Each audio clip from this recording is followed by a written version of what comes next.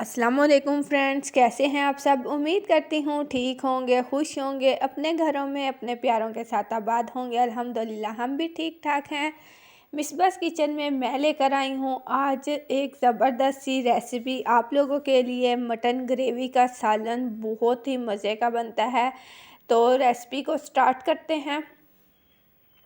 बिस्मिल्लाहिर्रहमानिर्रहीम। सबसे पहले मैंने मटन लिया, इसको मैंने अच्छे से जो है वो धो लिया था। हाफ़ kg मटन है और इसमें मैं तकरीबन 2 गिलास पानी डालूँगी।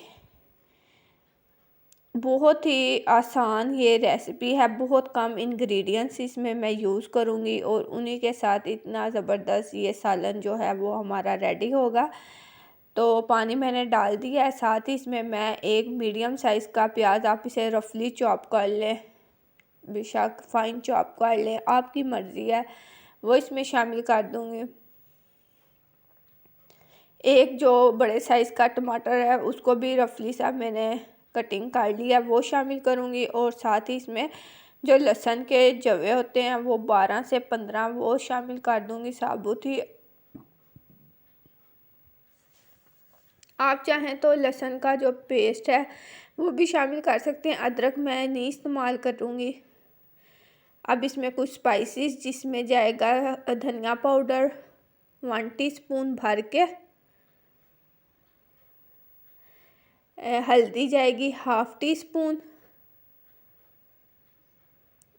और सुरख मिर्च जो है, सुरख मिर्च का पाउडर वो मैं इसमें शामिल करूँगी। 1.5 टीस्पून शामिल कर लें या 1 टेबल स्पून शामिल कर लें।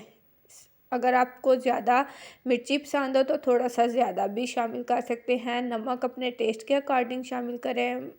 हम थोड़ा कम यूज़ कर रहे हैं तो इसलिए मैं थोड़ा सा ही 1/2 टीस्पून से भी कम शामिल करूँगी।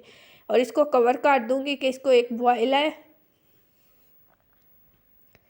बॉयल आने का करते हैं वेट। जैसे ही इसमें बॉयल आएगा इसको अच्छे से मिक्स कर लेंगे और फिर जो फ्लेम है ना उसको हल्का कर देंगे। स्लो जो फ्लेम होती है ना, लो फ्लेम, उसके ऊपर इसको हमने ना कुक करना है। इससे हमारा जो मटन होगा बहुत अच्छे से कुक होगा।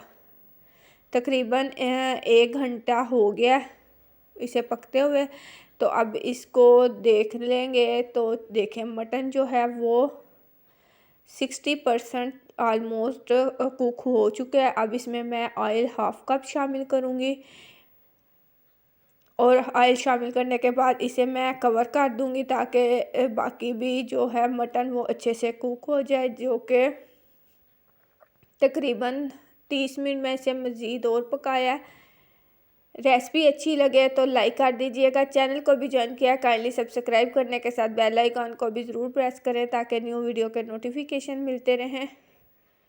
अब ये देखें, जब मैंने इसे 30 मिनट मज़ीद पकाने के बाद अब इसको भूनना है इतना कि पानी जो है वो अच्छे से ड्राई हो जाए।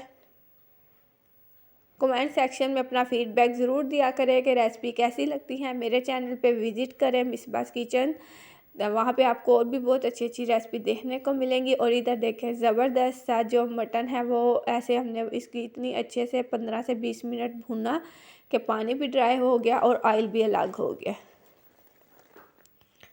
आप चाहें तो मटन को इस तरह से भी बस सर्व कर सकते हैं। इसमें गरम मसाला पाउडर डाल लें, धनिया, हरी मिर्चें वगैरह कुछ भी, लेमन वगैरह डालें और इसे सर्व करें।